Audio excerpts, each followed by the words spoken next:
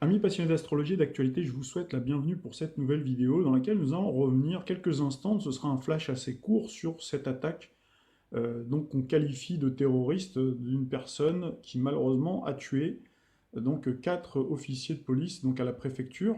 Donc on est parti sur un débat donc complètement stérile. C'est la raison pour laquelle je souhaitais intervenir quelques instants, puisque je suis ébahi de voir que cela fait maintenant pas mal d'années que l'on a la malchance et l'horreur de voir ces attentats, et la majeure partie de la population n'a toujours pas retenu la leçon, il me semble en tout cas, de ce que veut dire un attentat.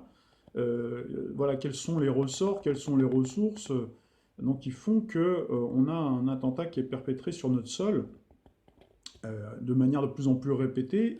Donc quel est l'objectif?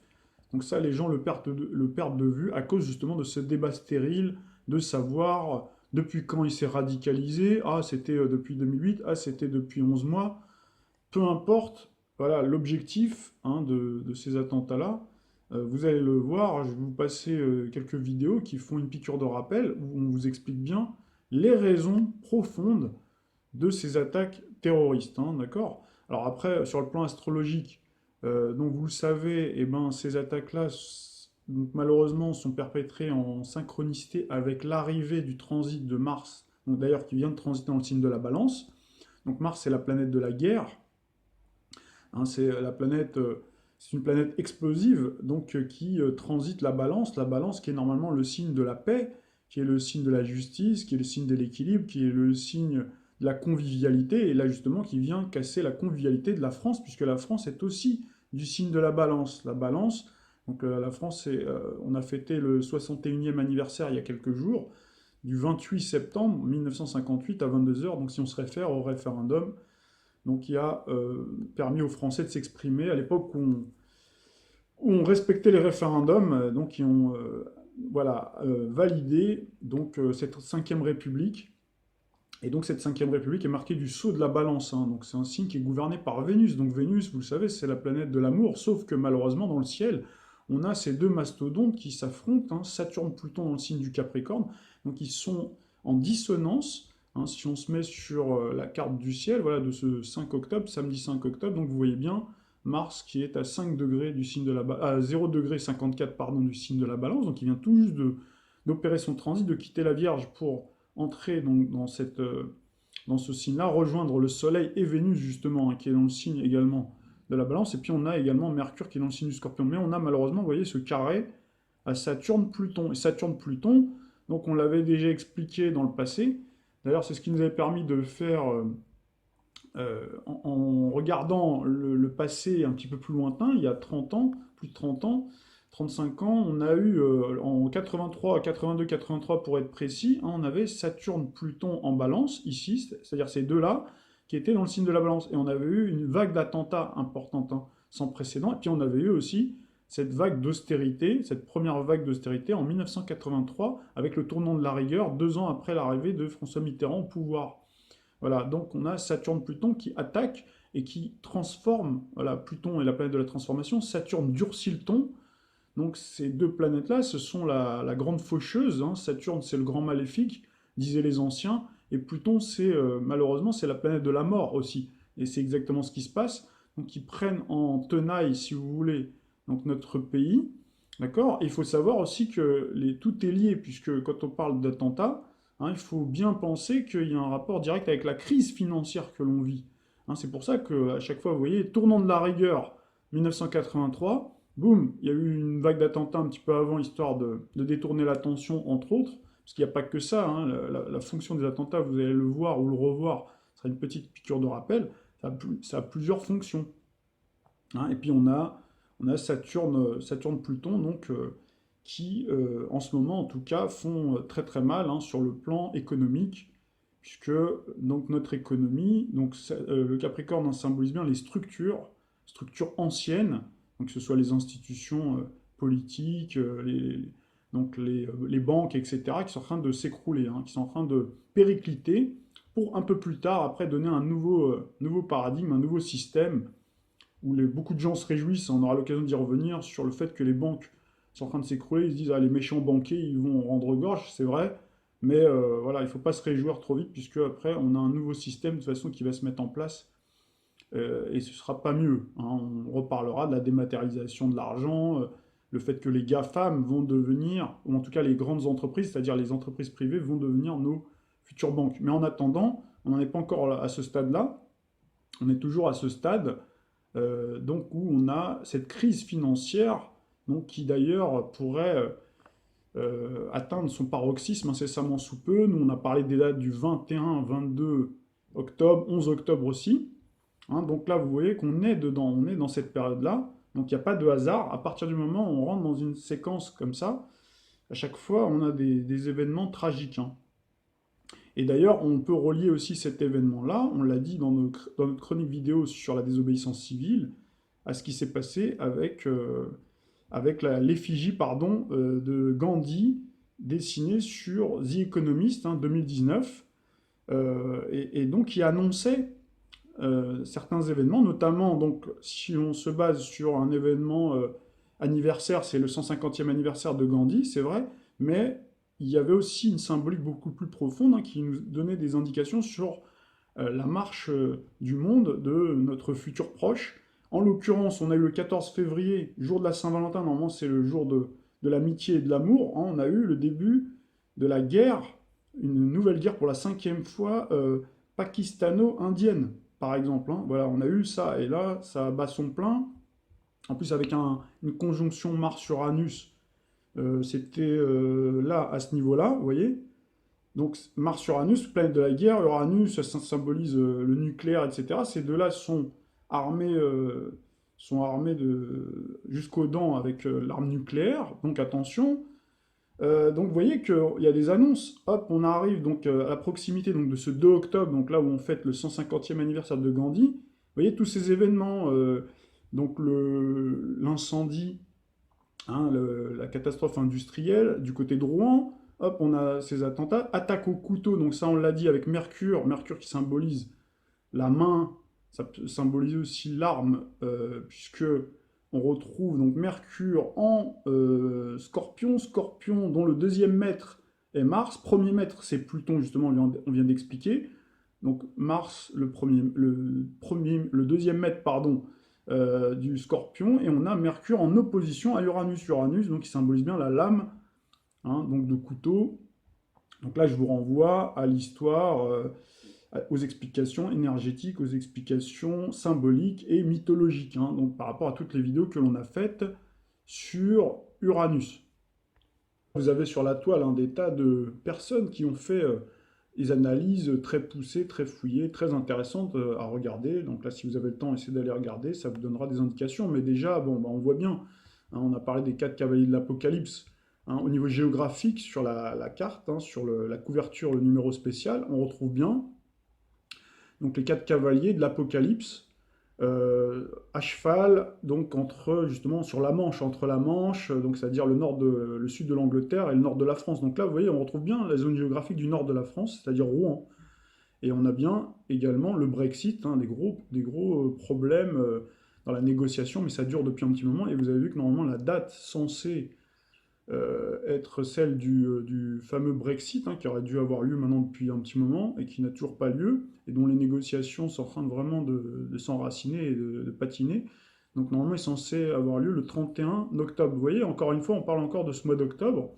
Donc on a l'impression qu'il y a une véritable convergence, et on peut rajouter, alors là, il faut vous retrouver, pour ceux qui le souhaitent, sur notre chronique, hein, sur la désobéissance civile, puisque Gandhi était aussi l'instigateur principal, hein, de la désobéissance civile. Donc c'est aussi pour ça qu'il est représenté. Donc vous voyez, finalement, ce Gandhi-là, hein, il a plusieurs significations. Enfin, après, si on l'associe bien sûr avec les autres, hein, si on regarde l'éléphant, par exemple, l'éléphant, c'est le symbole de la prospérité. Donc là aussi, il y a bien un rapport avec l'Inde, avec ces pays-là, hein, l'Inde, le Pakistan, etc. Puis ici, on voit un éclair.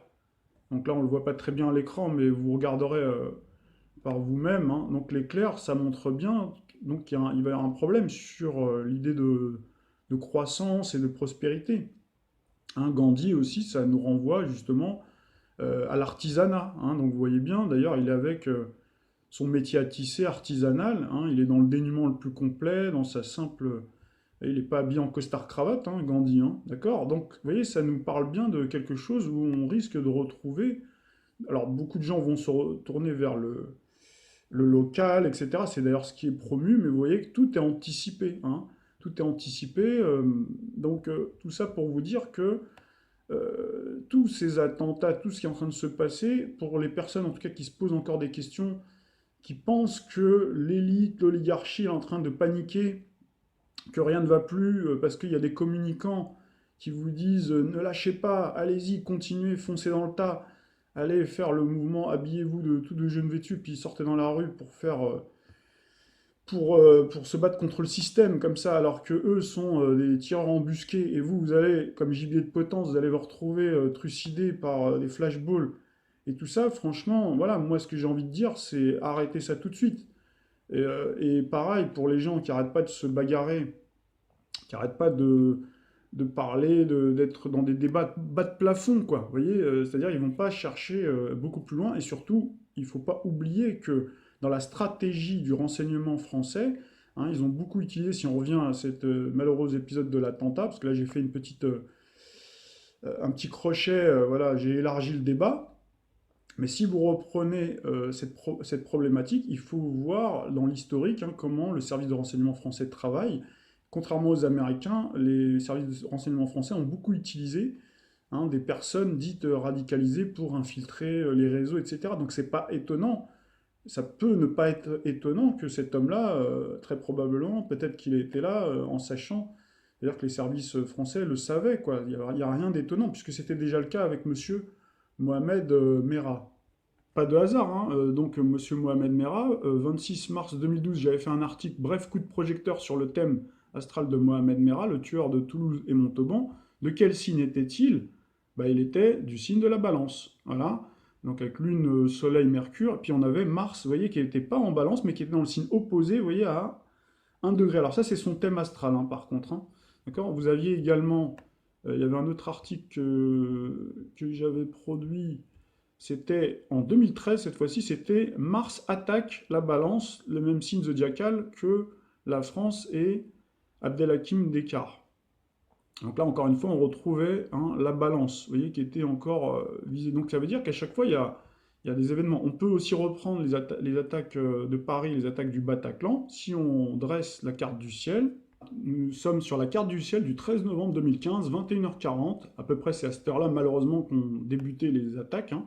D'ailleurs, la cuspide de l'ascendant s'apprêtait à rentrer en Lion. Donc le Lion, le signe du spectacle. Donc là, d'ailleurs, il y a un certain monsieur Francis Cousin, qui est psychologue, sociologue ou philosophe, hein, je crois, qui vous parle du spectacle, du divertissement, en vous parlant, c'est triste à dire, mais c'est un véritable concept, le divertissement du terrorisme, hein, d'accord? Donc c'est-à-dire que c'est fait pour divertir, alors c'est du divertissement macabre, mais son concept est très intéressant à décrypter, à comprendre pourquoi on fait tout ça. Là, vous aviez Mars, vous voyez, pareil, 0 degré 35. Donc nous, on a eu cette attaque au couteau.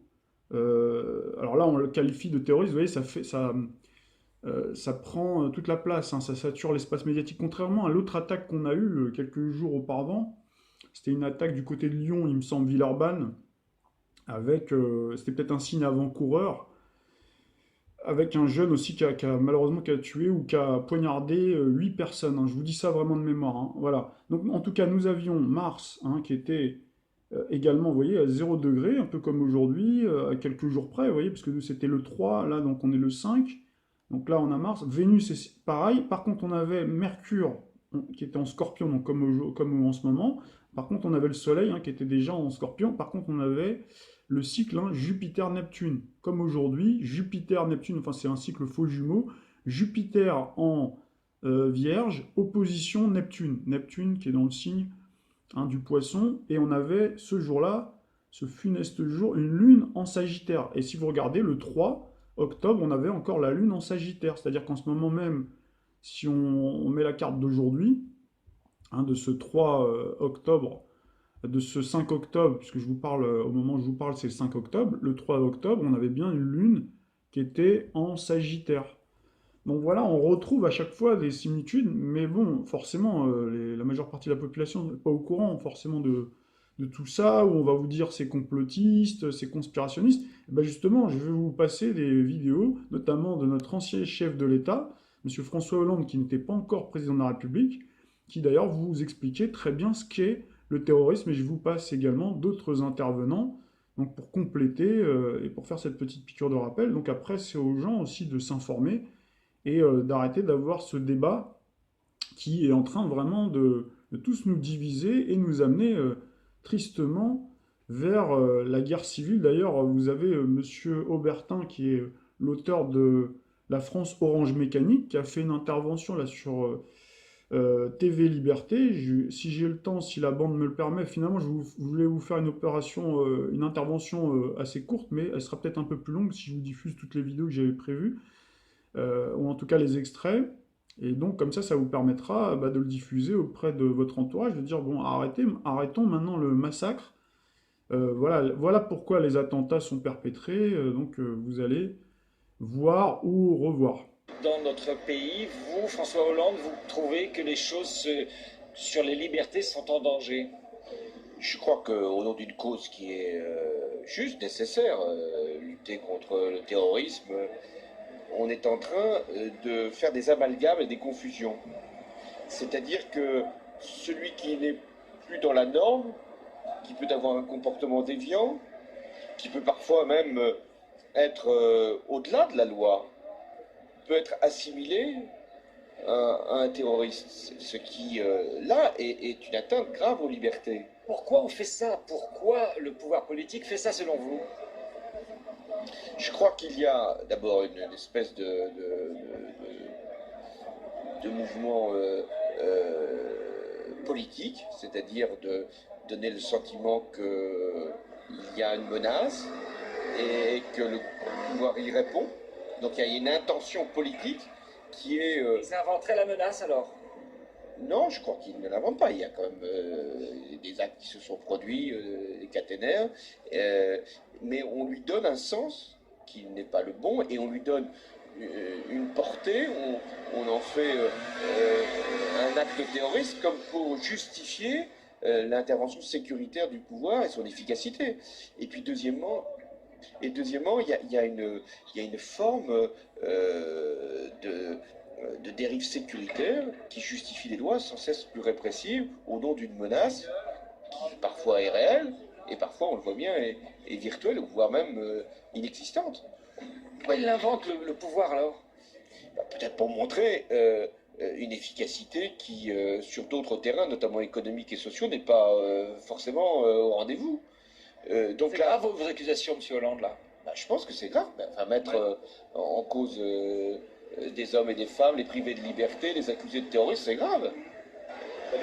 L'hypothèse, moi, que je défends depuis longtemps et qui est attestée par l'histoire dans de nombreux cas, c'est que le terrorisme, c'est d'abord un fait étatique. C'est d'abord le fait de services de renseignement qui ont la volonté, la vision, les moyens, la logistique pour mener à bien ce type d'opération.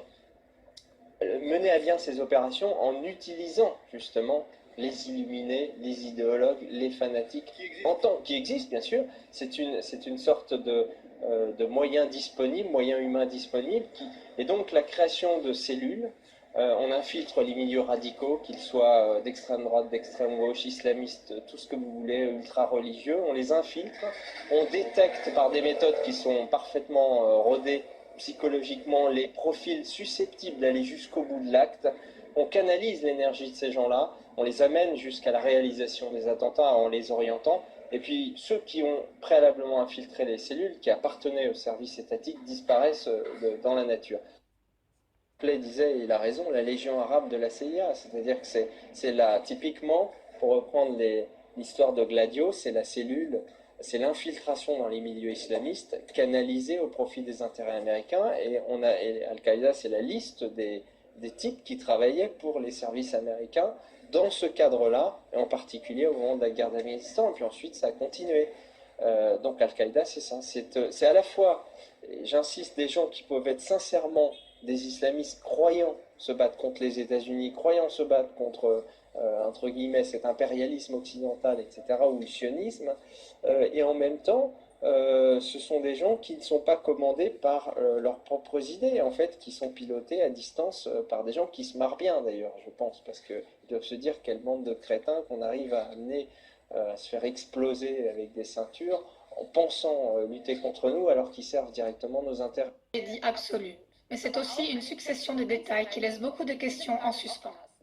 Comment un attentat d'une telle ampleur peut-il être organisé dans une capitale européenne? L'expression « management de la terreur » n'a pas encore été prononcée dans ce contexte.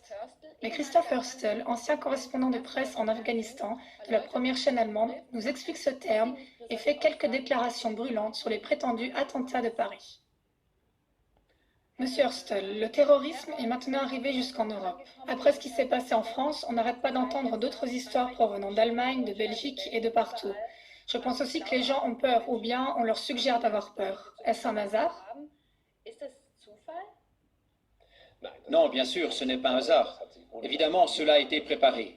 Aussi, ce qui nous est rapporté par les médias de masse et qui n'est pas fidèle à la vérité, ça non plus, ce n'est pas un hasard. C'est pourquoi nous avons déjà entendu, il y a 1 an ou il y a 6 mois, que des combattants qui ont combattu en Syrie aux côtés d'Al-Qaïda, du front Al-Nusra et d'autres encore, allaient affluer pour ensuite probablement perpétrer des attentats terroristes selon leur ancienne manière de faire la guerre, des combats de rue, etc. Ça, c'est une chose. L'autre point doit bien sûr être observé sous un tout autre angle.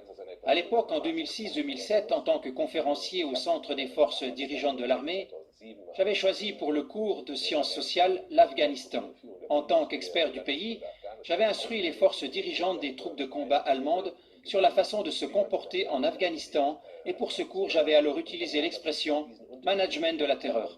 Et c'est exactement ce qui se passe ici. Les gouvernements mentent, tous les gouvernements de l'OTAN. Ils ne mènent pas un combat contre le terrorisme, mais ils pratiquent eux-mêmes le management de la terreur. Les personnes qui sont mises en scène, qui perpètrent les attentats, sont dans 95% des cas très bien connus des services de sécurité. D'où est-ce que les services de sécurité les connaissent? On entend tout le temps dire que les services secrets sont exactement au courant de ces prétendus terroristes. Mais c'est bien normal que les services secrets surveillent les terroristes présumés. Par conséquent, ils savent où ils se trouvent. N'est-ce pas normal? Alors tous ceux qui ont fait la surveillance jusqu'à maintenant devraient être virés, par exemple dans le cas de Paris, parce que visiblement ils n'ont pas eu beaucoup de succès avec leur surveillance. Oui, mais que devons-nous faire? Ce n'est pas parce que quelqu'un est un terroriste présumé qu'on doit aussitôt l'enfermer. Sinon, il y aurait de nouveau de grands cris. Et d'où sortent-ils ces informations? La surveillance de ces cercles est sans faille. Ils ne peuvent même pas éternuer sans que les services secrets ne soient au courant. Donc, si quelque chose se passe, nous savons qu'ils sont impliqués. Et le problème, c'est que nous savons aujourd'hui que l'État islamique, AIES, ISIS, EI, peu importe quelle abréviation on leur donne, on ne pourrait pas les imaginer sans la CIA, qui a commencé à entraîner des parties importantes de ses troupes en Jordanie il y a quelques années. Et ce qui se passe maintenant, c'est qu'ils arrivent ici en Europe parce que les managers le veulent ainsi. Ils ont pour cela des motifs très concrets. Nous nous trouvons devant un crash financier et nous avons d'énormes problèmes de politique intérieure, de politique monétaire, de politique financière, de politique économique et nous ne voudrions pas que la population se défoule sur le gouvernement comme celui-ci le mériterait. Alors on les distrait avec ce genre d'attentat. L'attentat de Paris sur Charlie Hebdo est très clairement un attentat terroriste manipulé. Il y a assez d'indices pour cela. Non seulement les auteurs étaient connus des services secrets, mais justement la carte d'identité laissée dans la voiture, c'est une chose qu'aucun braqueur minable n'aurait faite. En principe, on devrait trouver tout le déroulement étrange. Les témoignages personnels au sujet des auteurs sont étonnamment positifs. Tout cela n'est pas cohérent. Et ensuite, nous avons un écho médiatique indiscutablement cohérent qui semble convenu et finalement, nous avons l'écho politique. En Allemagne, les droits des citoyens sont restreints, ainsi que le droit pour avoir un passeport. Et tout ça, ça a été tout réglé en un rien de temps. Mais ça, c'est peut-être quand même nécessaire. Je veux dire, C'est nécessaire. si on veut avoir les terroristes sous contrôle, vous dites qu'il y a une surveillance sans faille. Par conséquent, on aurait déjà pu tout maîtriser au préalable, dans le cas de Paris. En effet, en Allemagne, on voit maintenant toujours plus, par exemple, actuellement dans une situation à Berlin, qu'il y a eu une intervention où on a arrêté 2 Turcs. On a aussi une intervention à Wolfsburg, ce qui veut dire qu'on voit quand même que nos forces de police sont en alerte antiterroriste.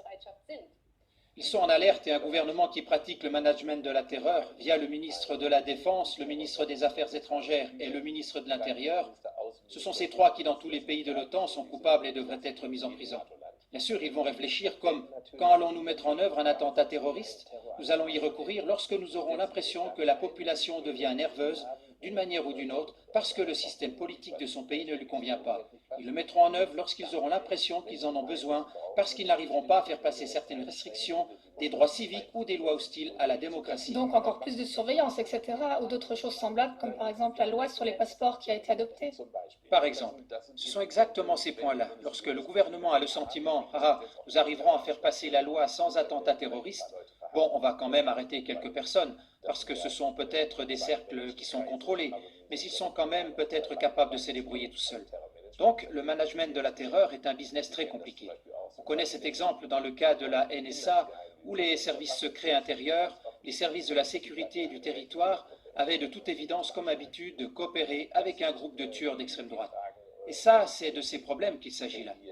Si on regarde où cela nous mène à l'avenir, on a juste besoin de regarder quelles sont les données générales.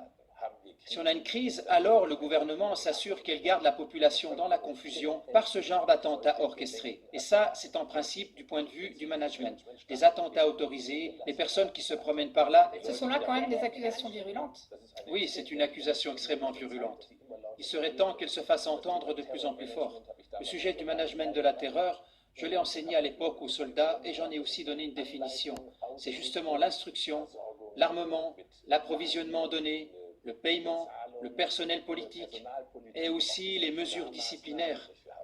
Il y a des lancements de drones US au Yémen où les troupes d'Al-Qaïda qui réussissaient ne voulaient pas obéir. Alors justement, certaines de ces personnes qui n'ont pas voulu obéir aux ordres ont dû être éliminées, etc. C'est un business très violent, sanglant, et ça englobe des victimes humaines dans les populations innocentes de ces pays où cela se déroule, comme par exemple maintenant, justement à Paris. Est-ce que cela fonctionne? Apparemment, cela fonctionne. Comme nous le voyons, l'attention de tout le monde est détournée. Le président français Hollande, qui est absolument impopulaire et qui était à 13%, a connu d'un coup une augmentation de sa popularité qui est passée à 29%. On se trouve en plein dans un vol à hauteur de billions par la mafia financière dirigée par la Banque centrale européenne pour acheter à grande échelle des papiers sans valeur, de façon à ce que la Suisse fuit l'euro avec effroi, et ainsi entraîne tout le navire à chavirer. Et ça, on doit bien sûr absolument le détourner. On ne peut pas laisser les gens venir à l'idée de vouloir tout d'un coup s'attaquer à la mafia financière. Ce serait vraiment déplacé. C'est pour cela qu'on a besoin d'une attaque terroriste. Merci beaucoup, Monsieur Hostel.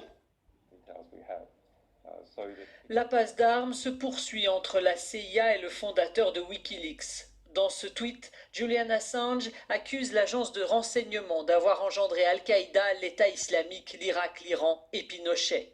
Quelques heures plus tôt, le patron de la CIA avait violemment attaqué Julian Assange. Wikileaks est un service de renseignement hostile, non étatique, souvent encouragé par des acteurs étatiques comme la Russie. Ils ne défendent que leur propre célébrité, leur boussole morale n'existe pas. Leur mission, c'est l'épanouissement personnel par la destruction des valeurs occidentales. Petit intermède astrologique, notons que la date de formation de Al-Qaïda, dit l'État islamique ou ISIS, peu importe comme disait le nom qu'on lui donne, donc vous voyez, date de formation 13 octobre 2006, donc on retrouve bien encore le signe de la balance. Petit coup d'œil sur la carte du ciel de la formation de cet État islamique, donc du vendredi 13 octobre 2006, donc vous voyez que c'est un soleil en balance avec une conjonction à Mars, Mars le guerrier, avec également Vénus dans son domicile. Donc on retrouve dans le thème un thème qui est marqué par le cycle Saturne-Pluton, avec Saturne comme en ce moment, donc en ce moment on a Saturne-Pluton en Capricorne, mais on a un cycle faux jumeau par le trigone, donc Saturne en Lion, et Pluton qui était dans le signe de la religion, le signe de l'idéologie, le signe du Sagittaire, donc Pluton alias, bien sûr, la planète de la destruction, la planète de la mort, la planète des transformations, la planète des crises, et la planète bien sûr de la finance, de la haute finance, internationale, ces fameux banksters dont on parle, dont M.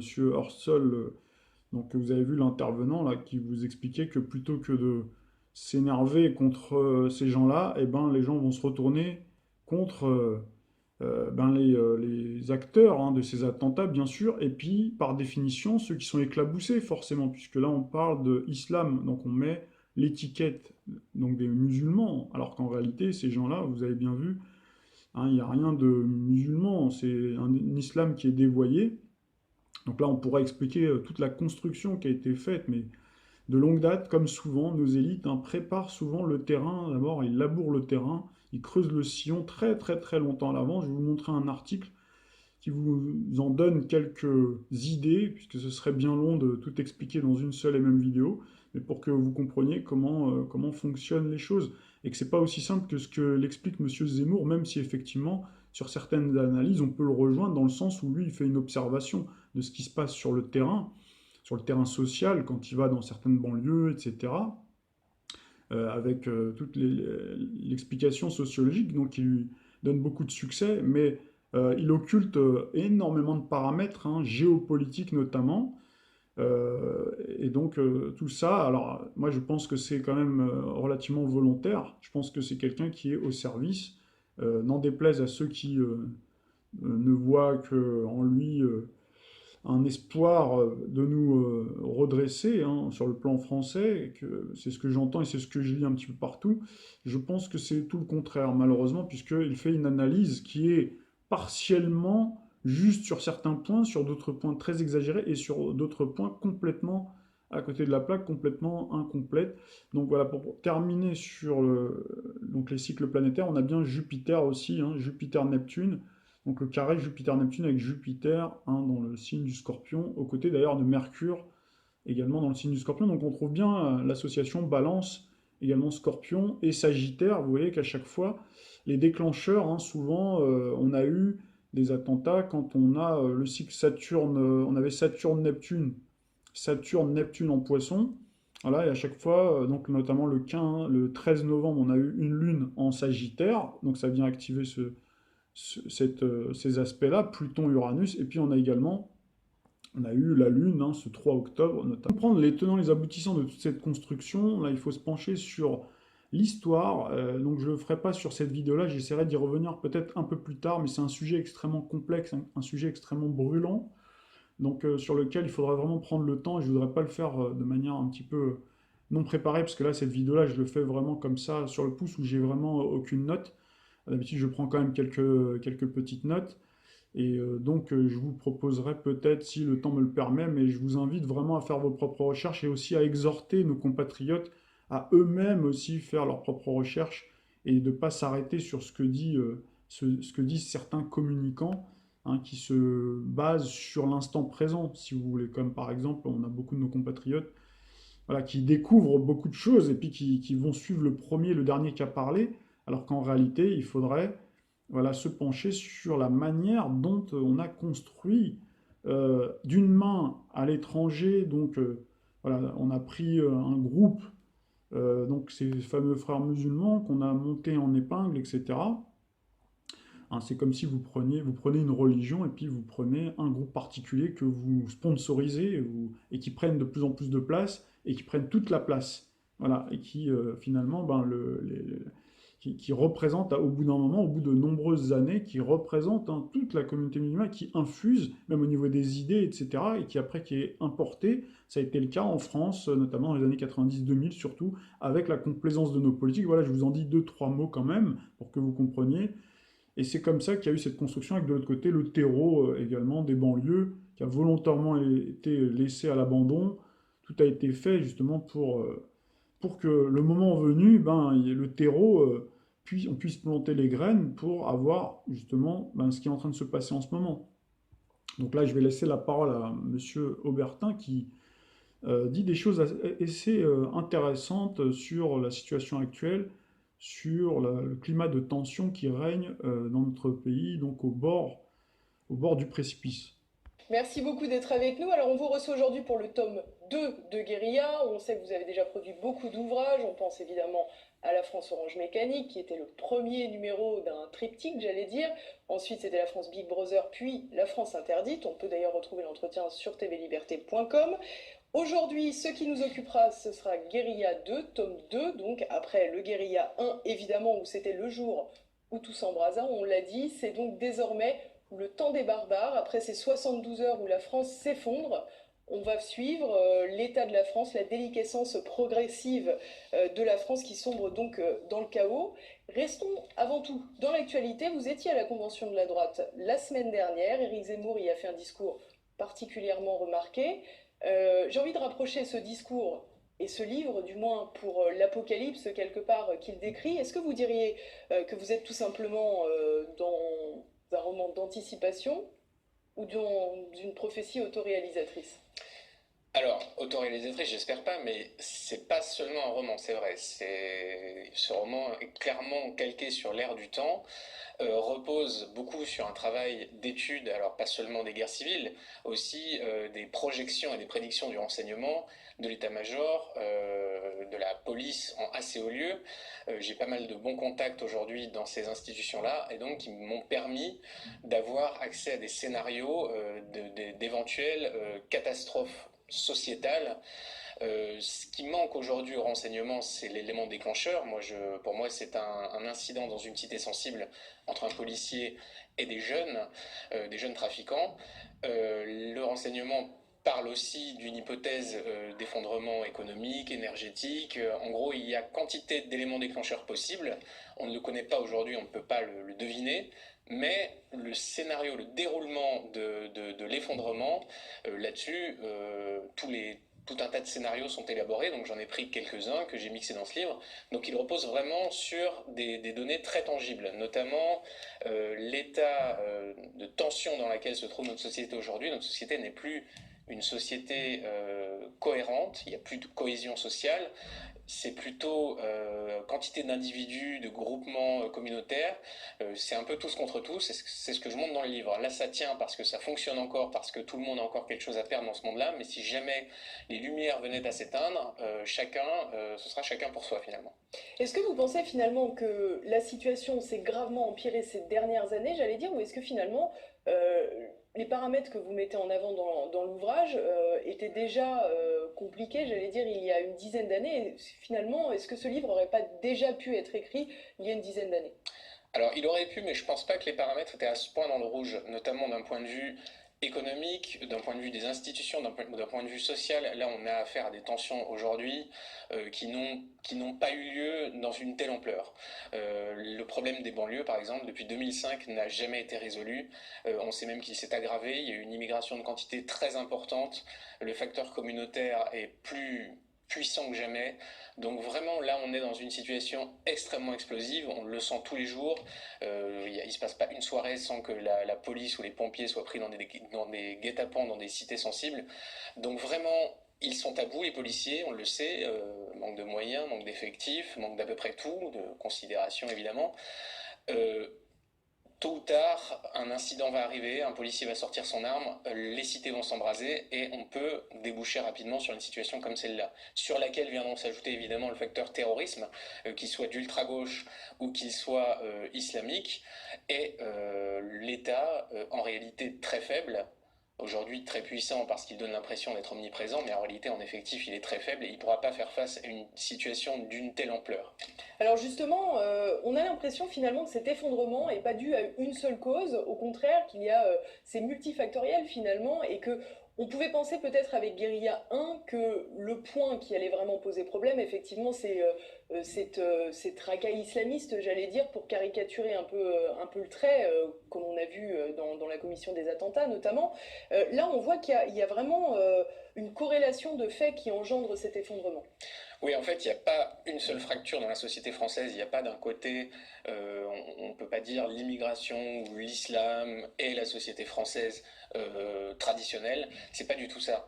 Il y a une multiplicité de fractures au sein de la société française traditionnelle, y compris, on l'a vu avec les Gilets jaunes, on sait très bien qu'entre ce que j'ai appelé Big Brother, c'est-à-dire l'État, l'administration, le pouvoir, les médias, le milieu universitaire, tous les secteurs qui comptent, tous ceux qui ont accès à l'expression publique, c'est-à-dire aux écrans, aux médias officiels, entre la morale de ce monde-là, qui est pour le vivre ensemble et le progressisme, etc., et tout est une chance et une richesse et tout ira mieux demain, et la réalité vécue par la France dite d'en bas, c'est-à-dire la France populaire, la France des gilets jaunes, la France qui se prend le vivre ensemble tous les jours dans la figure, il y a un écart moral qui ne cesse de grandir, une incompréhension qui est immense, et vraiment, je ne vois pas comment on pourrait combler cette rupture aujourd'hui.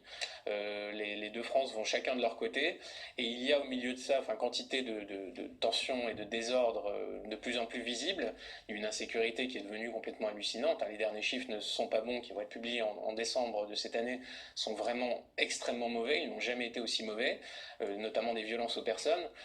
Donc, quand vous avez... sans but, je crois d'ailleurs, sans objectif oui, de vol. les violences dites gratuites, c'est-à-dire non crapuleuses, on se fait plaisir, une cigarette, un regard, on va trouver tout un tas de prétextes qui n'en sont pas, et qui vont déboucher sur des passages à tabac de plus en plus violents, qui se traduisent souvent d'ailleurs par des homicides, ou des coups et blessures ayant entraîné la mort, etc.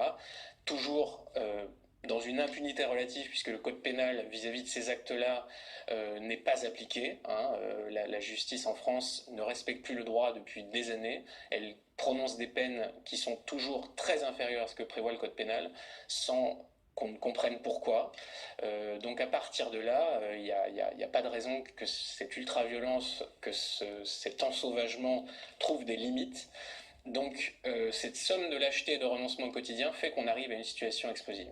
Justement, vous diriez qu'on en est où sur l'échelle de Richter, j'allais dire c'est très difficile à poser le moment, l'instant T. Ça, le renseignement vous le confirmera, c'est-à-dire qu'on a une fourchette de temps de quelques années. Gérard Collomb disait 5 à 6 ans, le seuil des réversibilités, c'était déjà il y a un an. On ne peut pas savoir exactement à quel moment ça peut arriver, cette réaction en chaîne peut avoir lieu, mais en tout cas, clairement, on est déjà entré dans la phase critique. Tous les éléments du drame sont en place et il manque plus que cette étincelle. Alors on est allé demander justement aux Français, on s'est dit peut-être que Laurent Berton voit tout en noir, on est allé demander aux Parisiens s'ils croyaient à l'hypothèse d'une guerre civile. Y a-t-il un risque de guerre civile en France? Pas dans l'immédiat. Après, je ne suis pas voyante, donc je ne peux pas vous dire ce qu'il adviendra de nous d'ici des centaines d'années, ou je sais pas, 50 années. Oui, bien sûr. Notamment du fait de l'importance, par exemple, que prend certaines religions, dont l'islam, actuellement. C'est parfaitement envisageable. Pas sûr qu'en France on arrive à guerre civile, non, je suis pas sûr. Pas pour le moment. Là, le risque, disons, qu'on encourt le plus rapidement, c'est le climat, qui risque d'être le principal problème dans les futures années. Donc, je dirais, les gens qui sont le plus touchés, les gens qui n'ont rien, les gens qui ont été le plus touchés par ces catastrophes-là, les vagues de migration, etc. Et les gens qui ont des choses, et du coup, ils vont se battre pour les dernières ressources. On peut rencontrer des difficultés dans la société. Vous avez quand même un tiers des musulmans de France qui veulent la charia demain. C'est une enquête très, très officielle, c'est pas du parti pris. Et ça me paraît difficile de vivre avec ça. Sous couvert religion, sous couvert politique, mais il y a un fond qui est très malsain en ce moment, oui.